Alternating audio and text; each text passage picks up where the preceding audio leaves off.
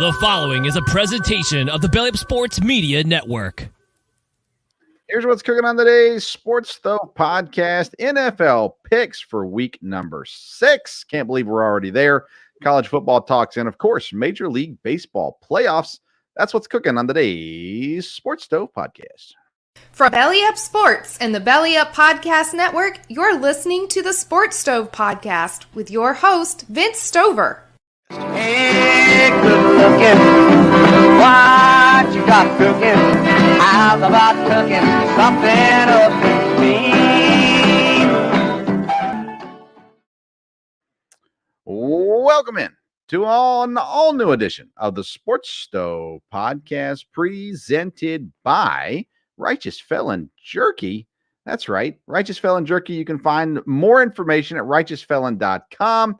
And the promo code to use is STOVE15. That's STOVE15. Will get you the promo code 15% off your purchase.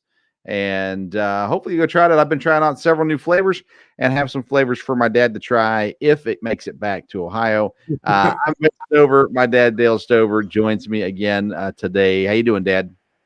Good. Doing good, boy. We're great. A lot of sports going on here. Of course, we got the hockey started yesterday, and then, of course, we're right into the baseball playoffs, and that's as exciting as we thought it would be.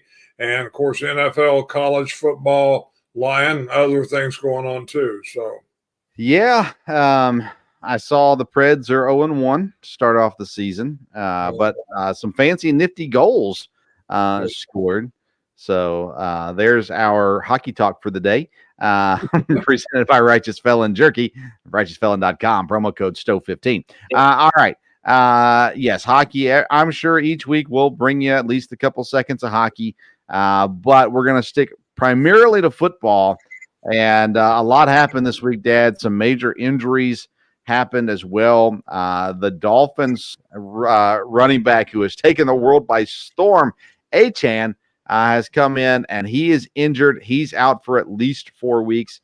Justin Jefferson is out for the time being. Anthony Richardson is out for at least 4 weeks. A lot of things happening for sure. And amidst all the injuries, Dad, comes the idea of teams that are pretty much out of it now. Minnesota Vikings being one of those. And Kirk Cousins' name continues to pop up in trade rumors as well. So a lot going on around the league there. Kirk Cousins down as his top receiver in Justin Jefferson. A lot of the conversation has been, at least in the Belly Up Sports world, what does this mean for Justin Jefferson? Is he going to play it all this season? Because by the time he's healthy, they might want to just sit him for the rest of the year. yeah, I don't know. These injuries, that happened this last week were really big for those teams. But injuries were something that happens in football. And again, I think in some cases these guys will be back a little later on in the season. And again, it's been unpredictable through the first 5 weeks. So you never know what everybody's record's going to be here once we get to week 10, after we get through the first 9 games. Then it'll take a little more shape. And it does seem like there's a bigger gap between the good teams and the teams that already look like they're not good, and looks like could be quite the battle for those top 2 quarterbacks. Yeah, definitely. I mean, I think the top quarterback is the one everybody's looking for, Caleb Williams. But after that, you're right. There's another quarterback sitting there, May from North Carolina. There's Penix that's rising up boards as well. There's several good quarterbacks out there, and the race is definitely there. A team that desperately needs a quarterback in Carolina Panthers. They don't have a first-round pick this year. They used it, and they traded this coming year's pick to move up to get their quarterback, who so far hasn't lit it up, but it's still early in his career, and that team isn't very good anyways. So I'm not sure if that's a whole lot of nothing around Carolina. Do you think Carolina, are we still supposed to be patient with their quarterback situation? I would think so. I mean, when you make the pick like you did there and go up to get him, I would think so. Again, it's tough for new quarterbacks, even though now, in this day and time, they tend to throw them in there right away. Don't know if that's totally good, but yeah, I wouldn't think he'd be anything this year that, I think, he'll have a little more time to develop. And who knows, he may look good 40 years over.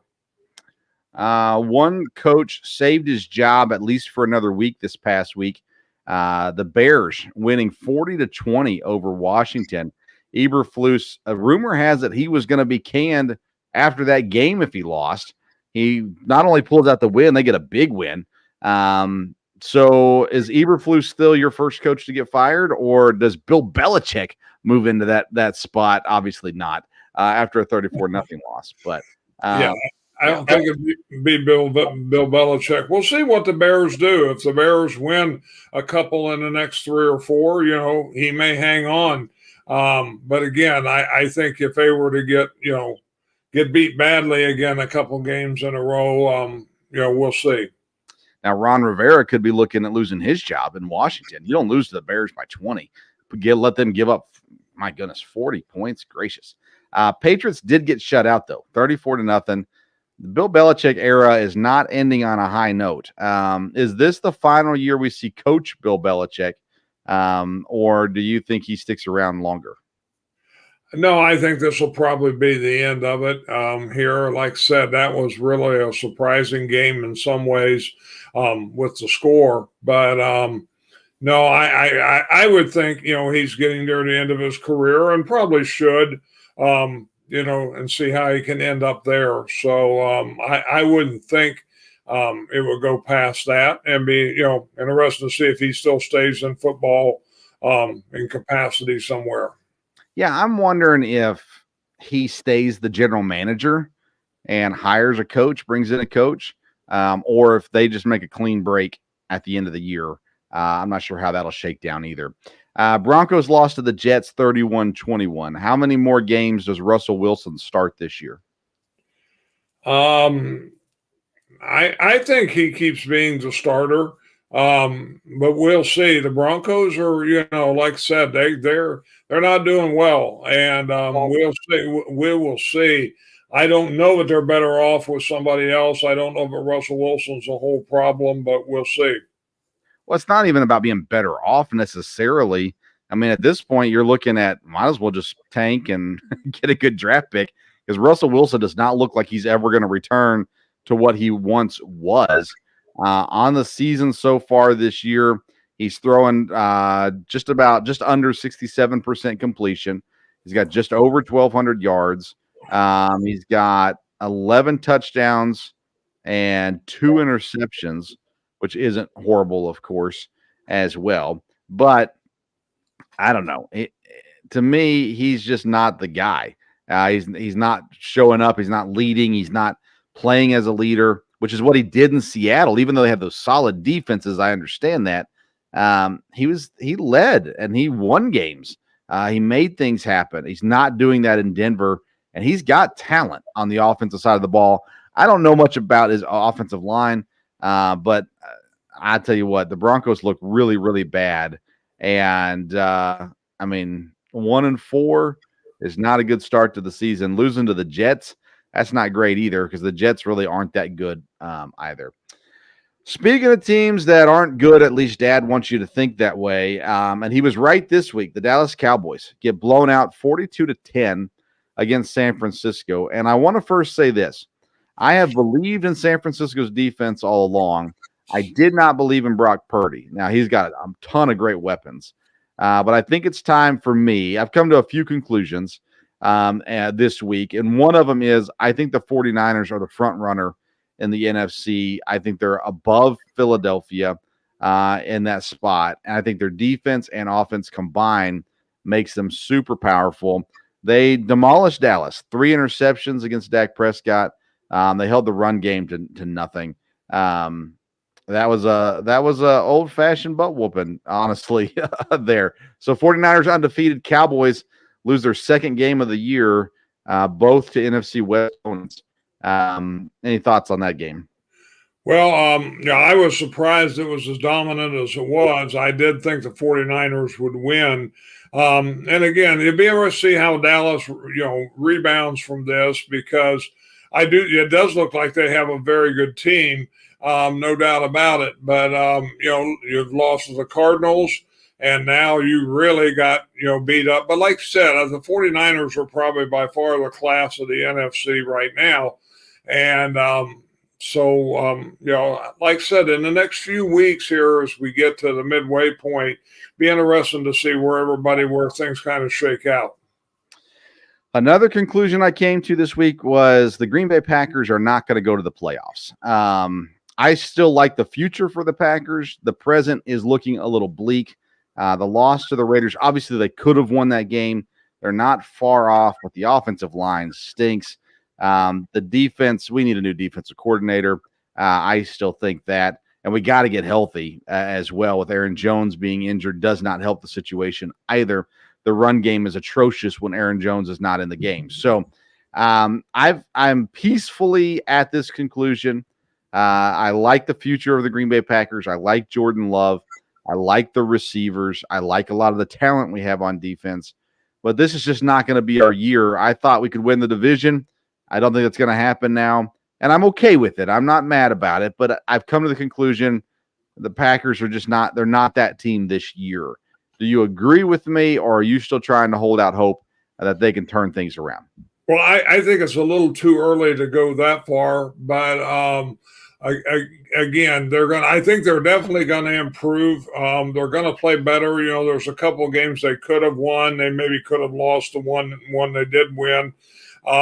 Again, they do need to get healthy. If they get Aaron Jones back, it could look like a different team. The defense still kind of up in the air. Didn't play bad last week, but I'm not sure it was against a great team. So, we'll have to see. But they're a young team, and I think they're very positive as far as the attitude is concerned. And again, the NFC, when you're talking about that last playoff spot, it's going to be pretty close. So again, I mean, they don't want to lose a whole lot more games before they start winning a couple. But the schedule kind of works in their favor. So, we'll see. Jordan Love, I think, has done all right. He did have a tough game last week, but he has definitely not been the problem. I think as he gets a little more continuity with the receivers, it could make a big difference quickly. But again, people are going to need to stay healthy. People are going to need to get healthy. I think with the bye week this week, I think the next game at Denver, they should have most everybody there. So we'll see. They should be able to win that game without everybody there. But shoulda, woulda, could have beat the Falcons, could have beat the Raiders, probably should have beat the Raiders as well. Next up is the Broncos following the bye week. Vikings, Rams, Steelers, Chargers, Lions, Chiefs, Giants, Bucks, Panthers, Vikings, Bears. There are some winnable games there, Dad, but I don't know. I'm just coming to the conclusion this ain't the year for it. When I saw, and me and the boys watched the game Monday night. When I saw Preston Smith covering Devontae Adams, I knew this wasn't the year. That was the sign for me. I said, okay, Preston Smith, it's not where he's supposed to be. And for some reason, they had him in the slot guarding Devontae Adams. Of course, they got beat for 20-some yards on that play. And it's like, well, okay, yep, we're done. But that's okay. Like I said, I'm not mad about it. I've come to that conclusion at the very least. But I like the future. I'm still positive on the future of the Green Bay Packers. And excited about what is ahead, needless to say. All right, that's all I plan to talk about for last week. Let's get into this week, though, and we'll get into our pick 6 this week. I've got to pull mine up so I can remember who I picked. Both of us had a rough week last week, only getting 2 of 6 correct. This was the first week I did not get at least 4 games correct, so that kind of stunk. This is an interesting week when it comes to, of course, we're picking 6 against the spread. We pick the 3 primetime games, and then we pick 3 random games of our own choosing. Kansas City and Denver. It's at Kansas City Thursday night. Denver has been so bad. Miami put up 70 on Denver. I would assume Kansas City could put up 50 at least, and they're only 10.5-point favorites over the division opponent. But I got Kansas City. I don't like double-digit numbers, but I think Kansas City Denver is going to be a blowout. So I go Kansas City in that one. Yes, I'd agree with that. Again, 10.5, you always have to look at that. And of course, it is a little bit of a rivalry game, but Denver has been bad. Kansas City seems to have things rolling in a lot of ways, and it's at Kansas City. So, I would think Kansas City could really put a whooping on them here and definitely can cover the 10.5, I think. Yeah, I mean, Denver's defense is so bad. The offense is not good, but the defense is so bad. So Kansas City should be able to score a ton of points. I feel pretty comfortable with that one. Sunday night is another big line. You got Buffalo hosting the Giants, 14.5 points on this one, Dad. Buffalo just comes off a loss in London. Did not look good in that game, but they're facing against an opponent in the Giants who really have not been good. And Daniel Jones is injured. He's out, I believe, for this week also. So interesting. I'm not sure what's going to happen in this one. I'll let you start off with the pick on this one. Yeah, well, again, at first I looked at it and I thought, boy, a little bit of a, both here in New York or whatever. Of course, it is at Buffalo. But then when I remembered that Daniel Jones was hurt, I think you have to go with Buffalo. I think they can cover this. It is a little bit of a high spread. But again, it's at home and they need to rebound from their loss in London. And, the fans will be ready. So I'll pick Buffalo. It would have been kind of easy to pick the Giants, not to win, but to cover. But I think Buffalo will be okay. So I'm going the opposite way, Dad. I look at it and go, Daniel Jones is out. Oh, well, then maybe the Giants have a chance to stay in this game. Daniel Jones has 6 interceptions on the year to only 2 touchdowns. Now, granted, Saquon Barkley's been out and Daniel Jones has been the leading rusher for this team. But at the end of the day, I think Tyrod Taylor might calm this offense down a little bit, and they might actually have a little bit more success. Now, I still think Buffalo wins, but I'm going to go with the Giants at 14.5-point underdogs in this game and take a shot there with the Giants.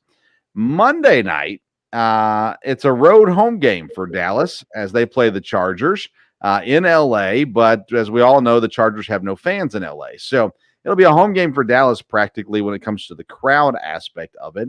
And Dallas is 2.5-point favorites. They're coming off an embarrassing loss. To me, this is an easy pick to go with Dallas because I never pick the Chargers because they always fail me. So I'm going to go Dallas Cowboys minus 2.5 on Monday night. Well, I knew which way you were going to go on this, and I think if the Chargers have any hope in the season, this would be the game to do it. So, again, Dallas should rebound, but I'm going to kind of I just have a gut feeling on this one. I'm going to take the Chargers with the 2.5. I'm doing some quick research on the fly here. Let's see here in 2023. So, the Chargers, first of all, will always fail you. I mean, always fail you. So I think that we have to understand that no matter how good or bad the team is that's playing the Chargers, you just can't pick them because, well, they're going to hurt you every single time. Let me see if this is what I need here. All right, 2023 so far. Does it tell me? Let's see here. They are 2-2 this year against the spread. They got their last 2 games, actually, they covered against Minnesota and Vegas. Let's see here. So anyways, I don't know. I don't trust the Chargers as far as I can throw them. And I think that's an easy one for me to go to Dallas. Okay. Who's game number 4 on your picks this week? I'm going to take an underdog on this one, but it's a home underdog, and I'll take Tampa Bay to surprise and upset Detroit. Again, I think Tampa has played well. Detroit, has played well too, but at 3.5, I'm going to, with Tampa being at home, I'll take the Buccaneers. Last week, we picked some of the same games, and I said, I've been good all year, and now I'm picking the same games as you, and I'm falling off. I've been on the Baker train all year. I've been trying to tell people. I also picked Tampa, and I thought about just changing it since you picked it, but I'm going to stick with it. Oh my goodness, I'm just going to stick with it. I got Tampa as well. Mine at plus 3.5 against Detroit at home. They got a solid defense, and the offense has been good too. Detroit is on a high. Someone has to humble them. I think Tampa can do it. So I as well go Tampa. Who's game number 5 for you? I will take the Bengals, favored by 2.5 over Seattle. The Bengals are at home. They need to continue. They need to turn things around. Seattle's kind of a scary team. You never know how they're going to play. But again, with it being at home, 2.5, I think they can at least win by a field goal. So I'm going to pick the Bengals. I stayed away from this one, but my Jamar Chase pick over Justin Jefferson in fantasy football looked good last week with the 3 touchdowns from Jamar Chase. Was definitely a nice sign to see. Hopefully, of things to come for Cincinnati. But they definitely got to get rolling. Being at home, they need to win that game. Seattle's been solid. That won't be an easy one. But I did not pick that one, Dad. I'm taking my talents to London. I'm going with the Ravens over the Titans. Ravens 3.5-point favorites on the European trail. These games over in London tend to be ugly. Lots of running, lots of defense, whatever it may be. And that could help Tennessee a little bit. But I love what Baltimore's doing right now. I feel like they're starting to click on all cylinders also. So I go Baltimore minus 3.5 over Tennessee for my 5th game of the week. Game number 6 for you, Dad. Well, let me back up here on your last pick. To me, it's a little risky picking the London games because it seems like the travel really does affect teams, and you don't really know what's going to happen there. But anyhow, my last one, and I looked at this, and I think I'm safe on. Let's go back to that. Let's talk about that for a second, though. The one thing that I don't think travel affects is Lamar Jackson's legs.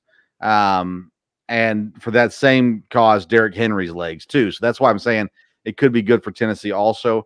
Lamar Jackson is the kind of quarterback that I feel like can transition in these games, use his legs, and still win games. But you're right. Anytime you're picking a London game, you had like last week's Jacksonville-Buffalo game. You've got to understand things are weird over there. That's why we left and came to this side of the globe. But nonetheless, I understand what you're saying. Don't necessarily disagree with you. It is a little scary, but that being said, I trust Lamar Jackson at least this year in this game. All right, game number 6 for you. Well, I wish I'd trusted Lamar Jackson a little more because I have him in the fantasy league, and it's been a little scary, but we'll see. The last game, and again, had to look at this one. There were several to choose from.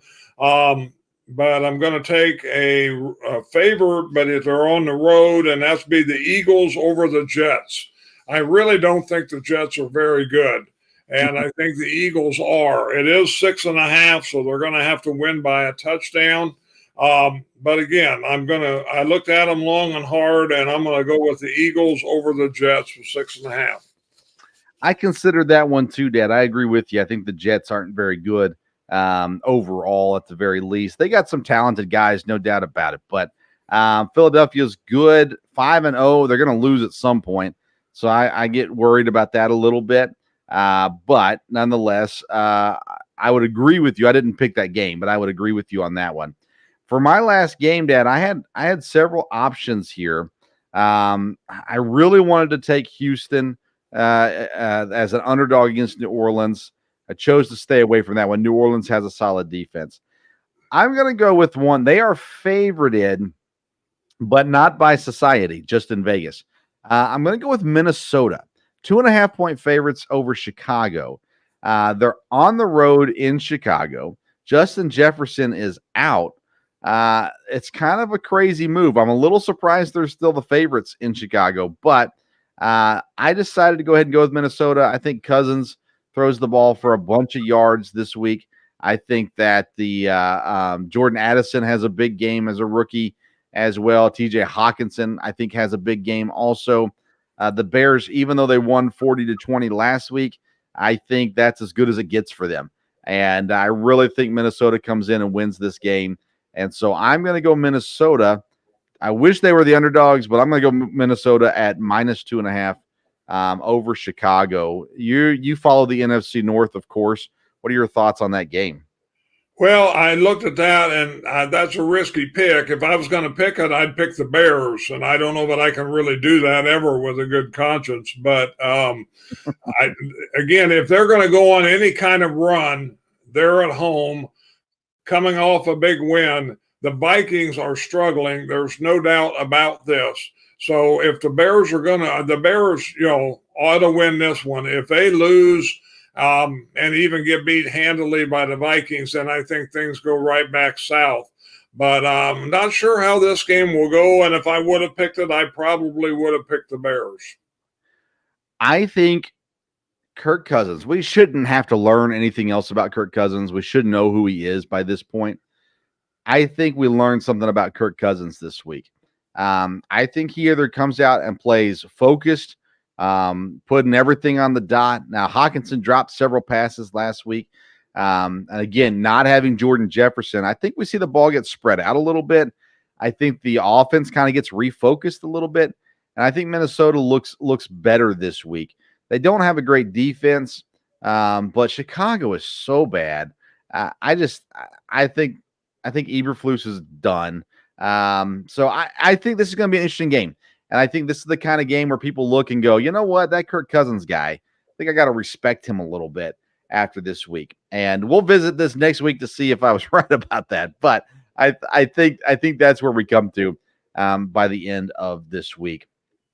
Let's talk about the rest of the week ahead and the games that are on the schedule. Commanders and Falcons. Falcons 3-2 on the year.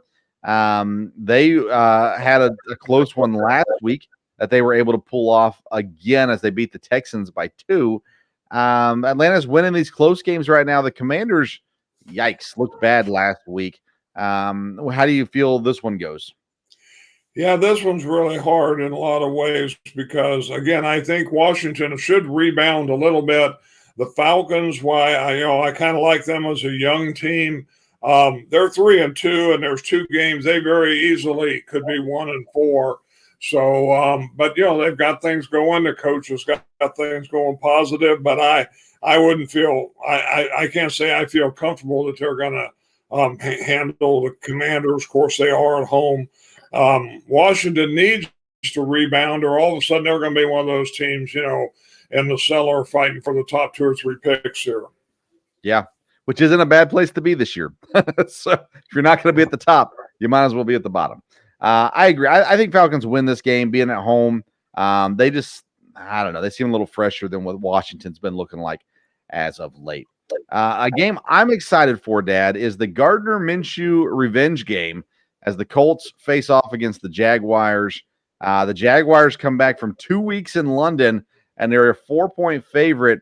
I lean Colts in this one, Dad. I mean, I think the Jaguars have a better team, but Gardner Minshew is one of those guys who can do what he needs to do. They've got some talent. And by the way, just so you're aware, you heard it here. I'm telling everybody right now, you don't pay Jonathan Taylor $14 million a year to have him be the backup to Zach Moss. I know he's coming off of being out and all that kind of stuff and didn't run much last week.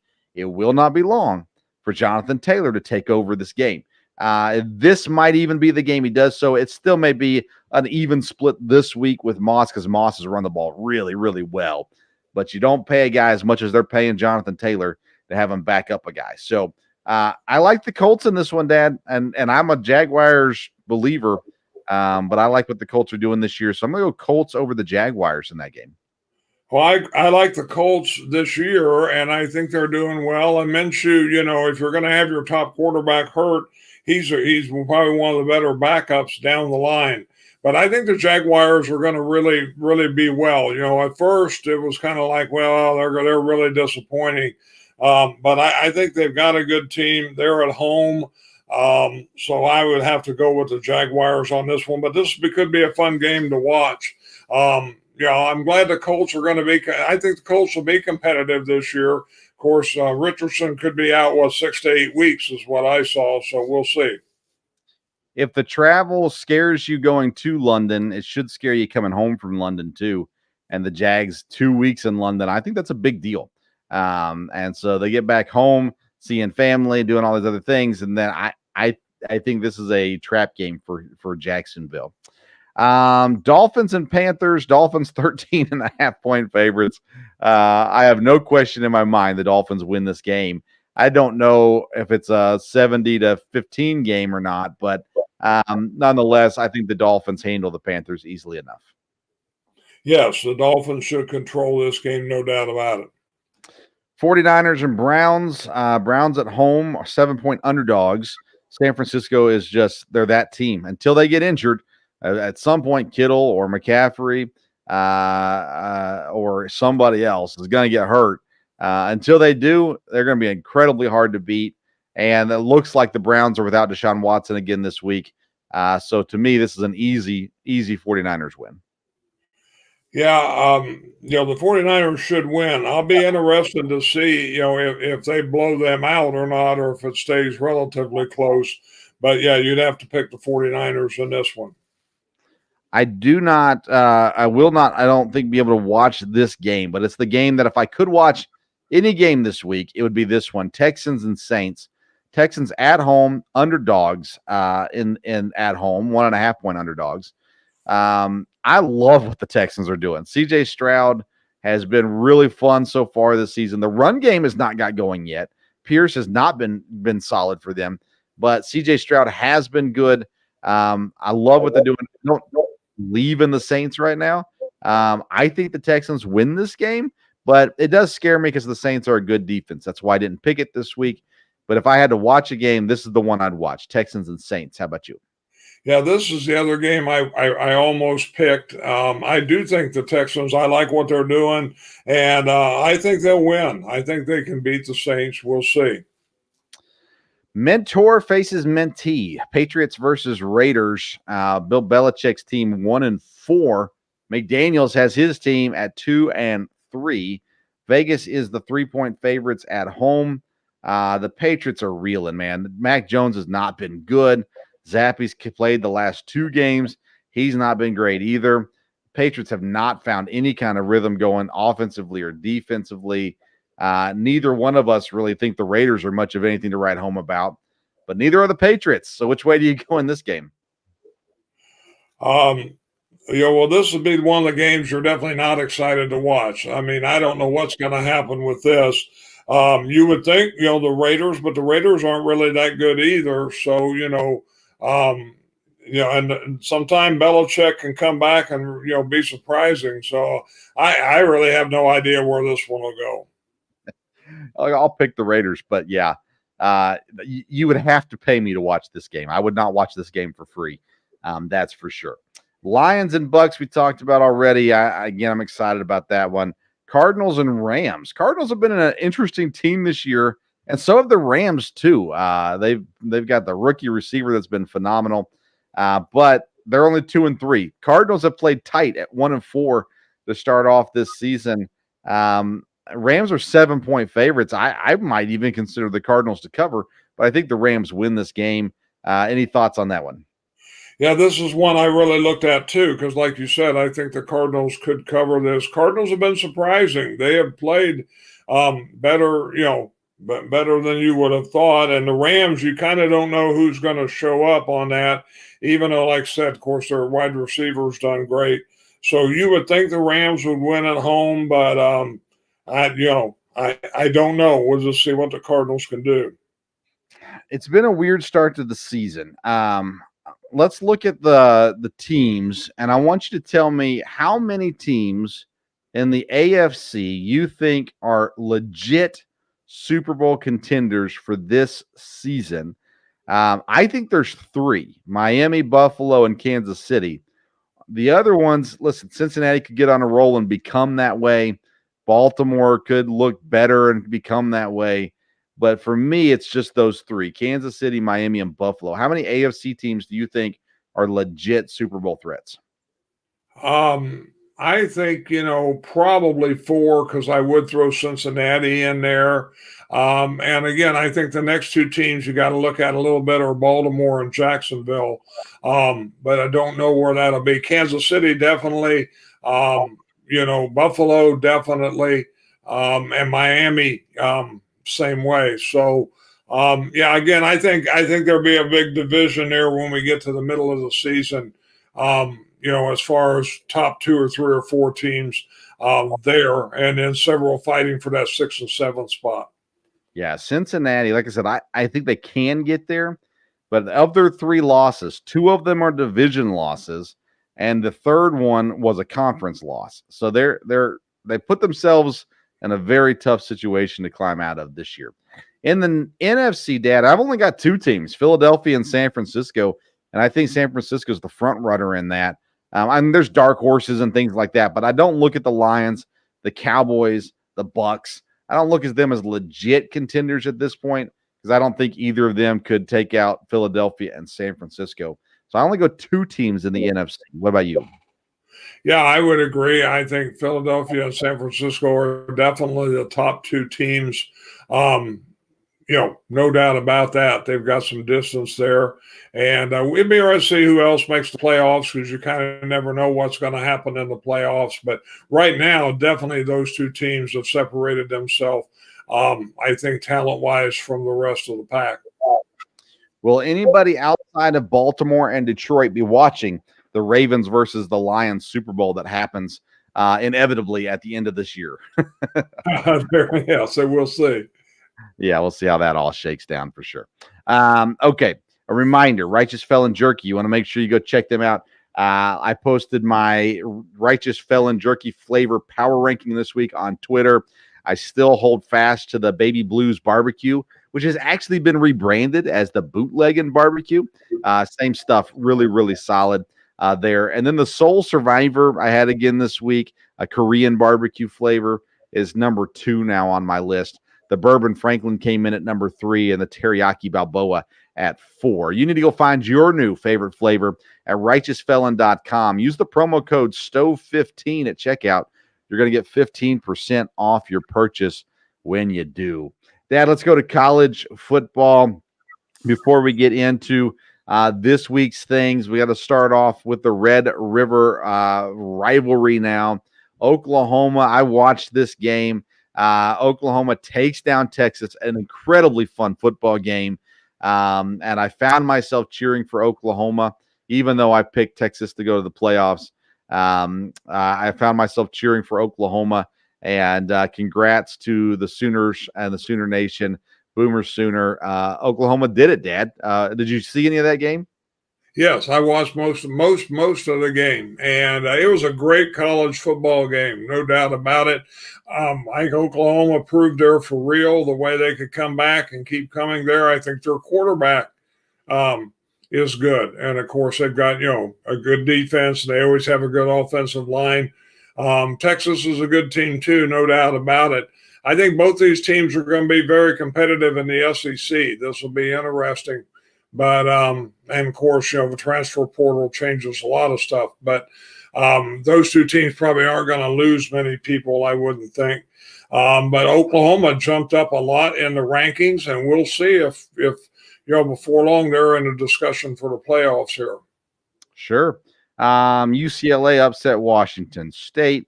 Notre Dame lost to Louisville. USC pulled out a 3 overtime win over Arizona. Didn't see that one happening.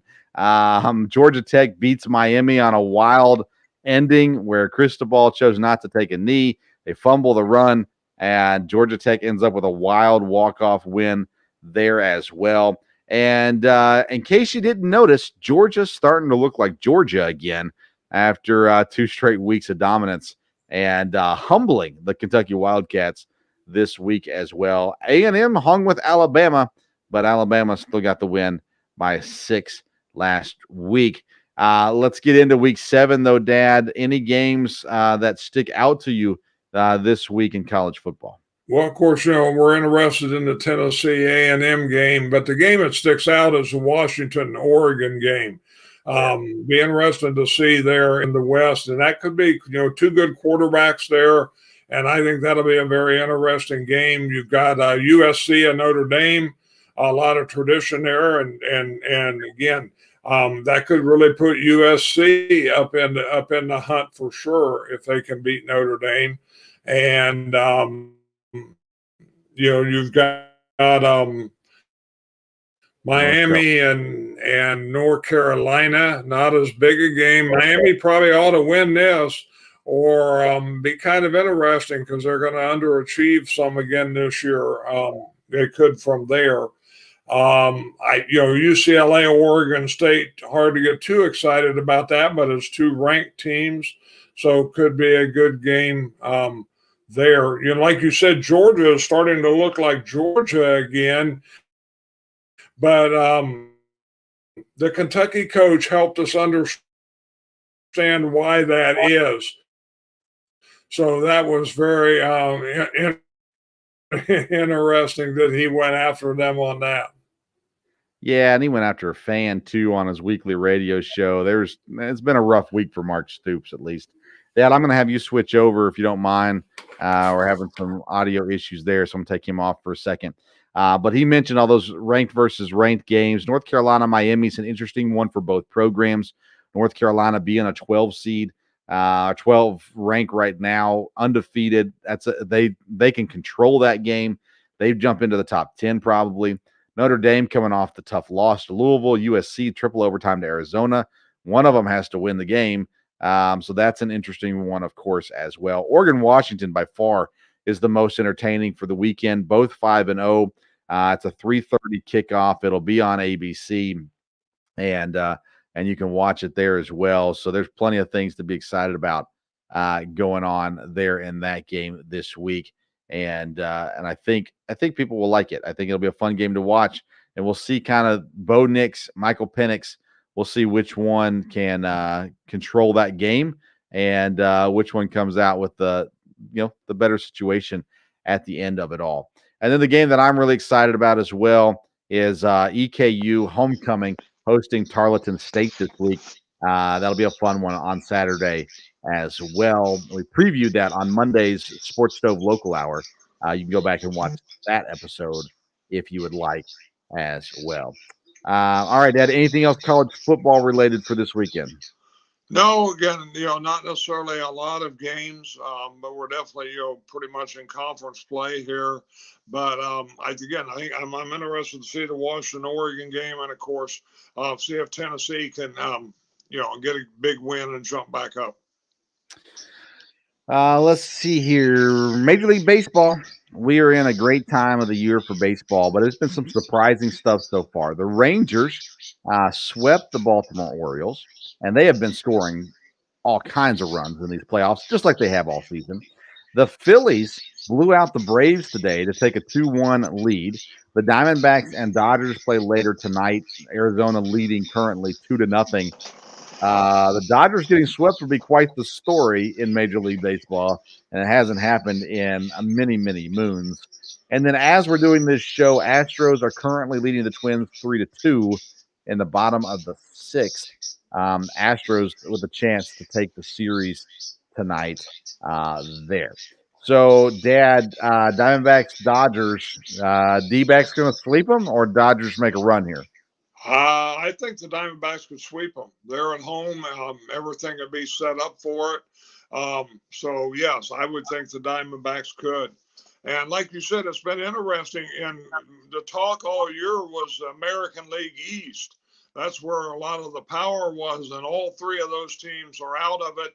I'm not sure that any of the three won a game. If they did, not very many. So that was probably a real surprise. Of course, Texas has been hot, and it looked like they'd fallen off. Maybe weren't even going to make the playoffs, and then now they're really hot there. I'm sure that'd be an exciting time down in Texas if them and Houston play in the ALCS. No doubt about it. And the Phillies, again, I think Atlanta, was the best team, no doubt about it, and probably in baseball. But we knew the Phillies would be a problem if they got in it. And I've talked to my Phillies fan a lot here lately, and he's very, very positive that now they're at Philadelphia, that they've got a real good shot here at it. And of course, they really handled them today. So, this could be a very interesting playoffs. And the World Series may be kind of predictable who we thought was in it, or could be, if Arizona was in it, that would be a real surprise. It would be. It'd be great for Arizona, by the way. Corbin Carroll is a superstar, and if you're a casual baseball fan, you haven't seen him. So if he makes the World Series, then you get a chance to see him. There's some other young, talented players in Arizona. And honestly, I always cheer for the Dodgers and the Yankees to get beat. I don't cheer for the Phillies. I don't really like the Phillies, but they have an incredibly talented roster. They have a better pitching staff than Atlanta has, even though Atlanta had the best year of anybody in baseball. We knew it. We talked about it. The Phillies are going to be dangerous, and they are indeed. Houston was my pick before the season started, and even though those teams in the East Tampa was banged up. They were injured. And so I was worried about them. Baltimore's young, inexperienced, and they did not show up for the playoffs. And Toronto has been so bad all year, inconsistent. They haven't been what they needed to be. They had the talent to do it, but they did not win either. Twins are trying to hold on to force the Game 5. I'm not sure they'll be able to. Houston's a tough team, and they're full of veterans who know what they're doing as well. So I love baseball playoffs. I love the World Series. And, Houston and Texas would be an absolutely phenomenal series to watch. You're right about that. That'd be a lot of fun down there in Texas. We might have to bring in our friend Kevin Wilson if that's the way the series goes, if he lives down in the Dallas area to see how things are going down there. So there's that. Anything else, Dad, baseball or sports related you want to chat about? No, like I said, football's been unpredictable, so we'll see how the NFL does this week. From there, baseball playoffs, next week will be set up, I guess, for the division series, and we'll see exactly where that's going to go. And college football rolling along, so there's a lot of things and a lot of other sports to follow too. So, great time of the year here in the fall, and glad to have everybody with us tonight, and just stay with us here, get involved in the Pick Six, and enjoy yourself. Definitely. And don't forget, as well as the NHL season starting, NBA is now in preseason, Dad. Your Boston Celtics, led by your favorite player, Sam Hauser, currently dominating the 76ers in a preseason game. I know you're going to run and turn that on as soon as we leave here on the podcast. But basketball's here too. Everything's here. College basketball starts up. High school basketball, I got the team that I coach. We start in 2 weeks is our first game, 3 weeks. Our first game, November 2nd. So all that's right around the corner too. Tons of stuff going on. A lot of excitement going on as well from there. So, Dad, I do have some jerky for you. I'll send it home with Mom. She'll be here the next couple weeks. So, like I said, as long as she doesn't eat it, then you'll have some jerky coming to you as well. But everybody else can get their jersey at righteousfelon.com. Use that promo code STOVE15. You're going to get 15% off your purchase. Follow us on social media on Twitter and Instagram at SportsStove. And if you missed any of the episode, go back and watch the entirety on YouTube or listen wherever you get your podcast, Apple or Spotify or anywhere else as well. Thank you for tuning in to tonight's edition of the Sports Stove Podcast. Until next time, we'll see you around the Sports Stove.